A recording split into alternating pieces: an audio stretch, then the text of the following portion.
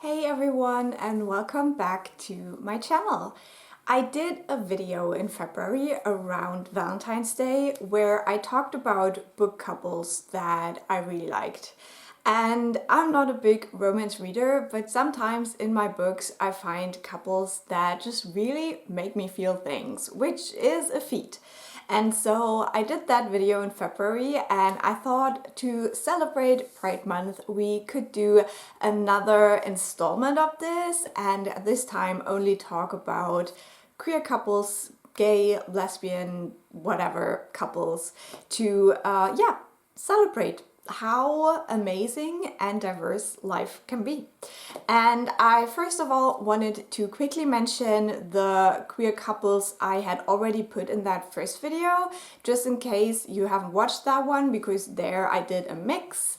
And so I just wanted to quickly mention them again, and then we'll go into some other ones that I have either read since I did the first video, or I simply didn't have time to talk about them in that first video. So if you enjoy a good romance in your books, mostly what I read is fantasy books, then I hope you will find something interesting here. And definitely let me know which is your favorite OTP book couple you've read. Okay, for the quick recap, the first couple I wanted to mention is Sancha and Berenice in the Founders trilogy. This is a sapphic couple, and we see these two girls and then women meet and build a life together.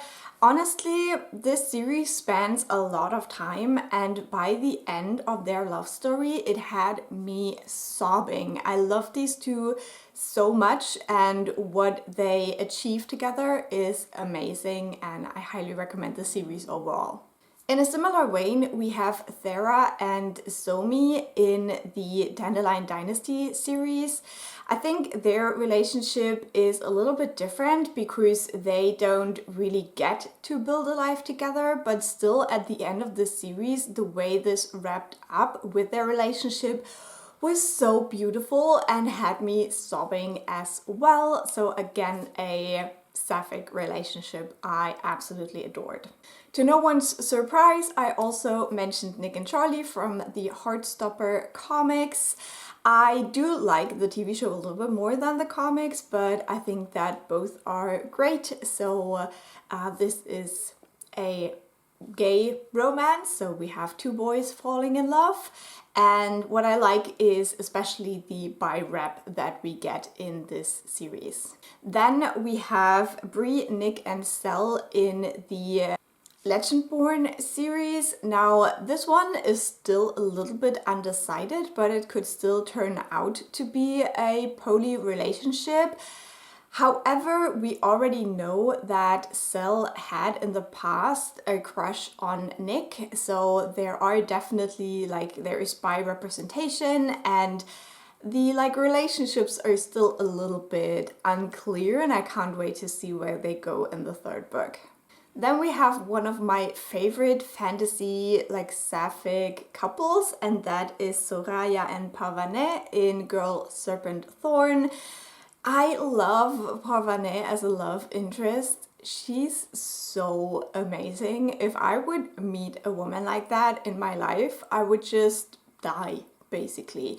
But yeah, it's one of my favorite couples, and these two women are just so great together, and I loved it. And then last but not least, for the recap, we have Simon and Baz in Carry On. This one, I still need to read the last book in the series, and I wasn't the biggest fan of the second book, but the first book is just so much fun to me personally, because we do have kind of a Harry Potter retelling, but with Harry and Draco being roommates. So it is pretty much in that vein, and I love Carry On. It was so much fun when I read it when it came out. So now moving on from the couples that I've already talked about, we are getting to the ones I wanted to mention, which I had not talked about in that first video.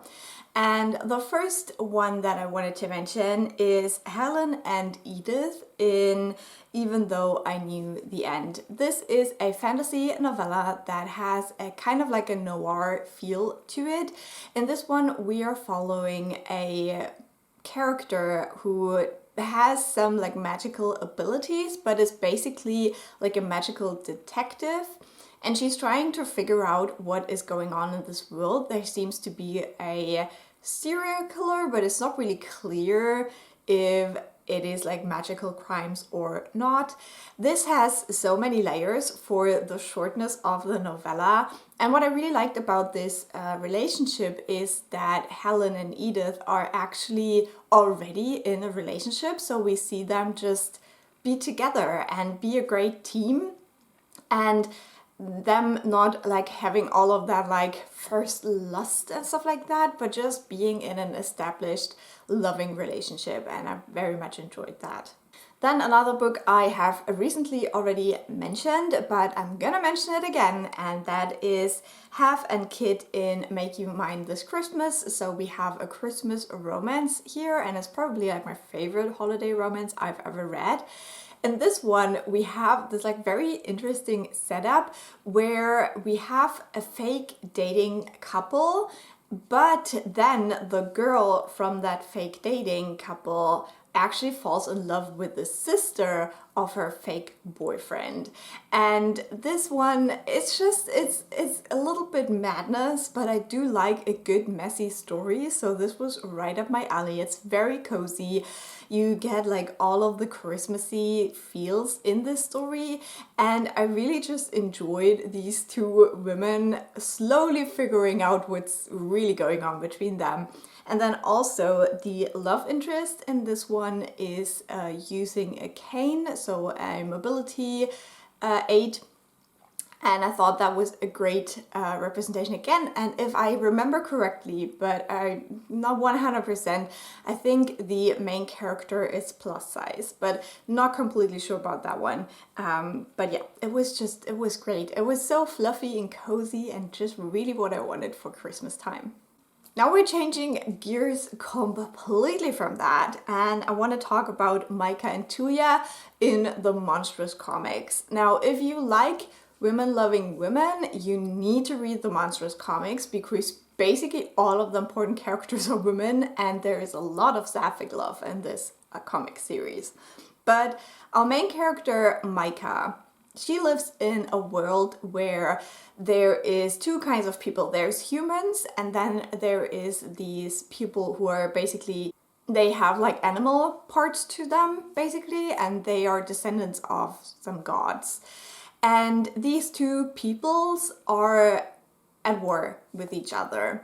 And when Micah, the main character, was a young girl, she ended up being captured by these witches, and they are humans that basically take the life force of this other people to fuel their magic. So it's very, very horrifying. This is a very dark fantasy comic series. And when Micah is held in captivity, she meets Tuya. But as you follow the series, and I haven't read the last volume yet, but up until volume 7, you slowly figure out that they were like really good friends when they were kids, but then they got separated when they were freed. And now they're basically like lovers but enemies, kind of. So it's definitely a very interesting dynamic because they don't hate each other. You know, when you have like enemies to lovers or rivals to lovers, you have that they hate each other but then they lust after each other, and that's not what's happening with these two, because they, or at least Micah, still loves Tuya. Tuya we don't really know all that much about. But they are kind of forced to be on different sides, and it's very, very good. I highly recommend the Monstress comics. Another book I have already recently mentioned, I want to talk about Emmy and Talia in Payback's A Witch. I loved this first book. I did not at all enjoy the second book and never continued on with that series. So I'm just talking about this first book. But in this one, we do have a very autumnal, witchy town. And in this town, there's actual magic. But when people from the town who are witches leave, they lose their magic. So we have our main character who wanted to escape all of her obligations from her family, so she left this town. But now a magical contest is coming up between these witchy families in this autumnal town, and she has to come back for that. And when she comes back, she also gets back her magic, and it shows her all the things she has been missing out. And then we do have kind of a revenge plot happening. So basically she had this really awful relationship ending with this one guy in the town, and this guy also then went on to treat her best friend really poorly. And through all of the revenge and contest stuff, she actually falls for another woman in this town. And I really enjoyed this romance. I don't really read a ton of them, but I do like a good seasonal romance. So this is perfect for October and Halloween and all of the autumnal witchy feelings. So I wanted to mention it here.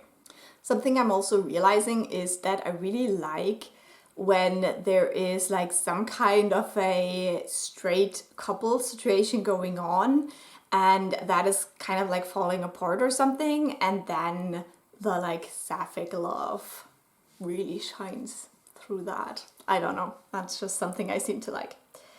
Okay, last but not least, I have two series that I have recently read. One of them I haven't actually finished yet, I still need to read the last book, and that is the Winnowing Flame trilogy. So in the first book, Ninth Reign, we meet these two characters, and in the second book we see their development evolve a lot more, and that is Byrne and Aldasair.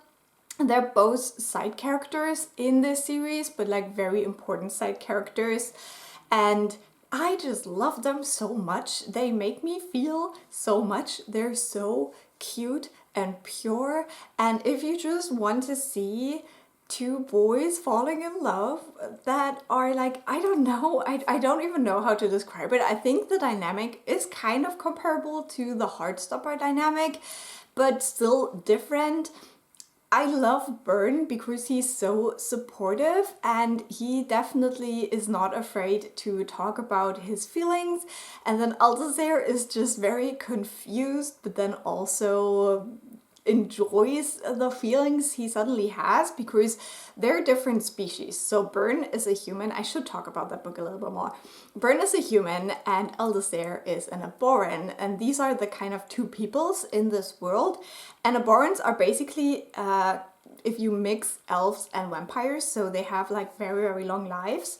But before, they had this magical tree god, and when they drank the sap of that, they would heal very quickly and live for hundreds and hundreds of years. But then this tree god was destroyed by the evil alien force that attacks this world in regular intervals. And so they didn't have the sap anymore, and they started drinking human blood, but that didn't turn out well for them either because they got a very horrible disease from that. And so now basically the Aborans are almost died out. There's very, very few left, and Aldasair is one of them. And so he has spent so much of his life in isolation, and he didn't really have anyone to talk to except for his two cousins, and they just never really understood him. And so him meeting humans, and especially Byrne, and cooperating with them and kind of leaving this isolation and his loneliness behind, it's just so beautiful. It's so beautiful. These two boys have my whole heart. And as I said, Byrne is just so supportive. He helps whenever he sees something where he can help. And it's just lovely. It's lovely. There's also a sapphic relationship in this book, which is very interesting, but unfortunately not quite as romantic as this one. And then last but not least, I want to talk about Zhu and Ma in She Who Became the Sun. This is a duology, but I'm specifically talking about the first book because we unfortunately don't really see a lot of their relationship in the second book. That was something I missed a little bit. But in the first book, the way their relationship is built, and especially the final scene, is just immaculate. So we have this setup. It's basically a Chinese inspired, like historically inspired fantasy. And Zhu is a girl who grew up in a very, very poor environment. And when her family is dead, she decides to dress as a boy and basically becomes her brother to stay alive.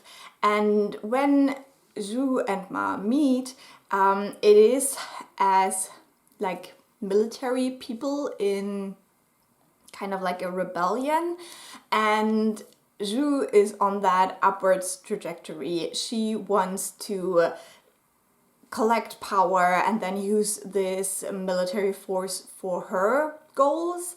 And Ma is the daughter of a general, and she's also betrothed to another general, but her father has recently been killed, and she can see the power play in this military group, but she can't really influence it.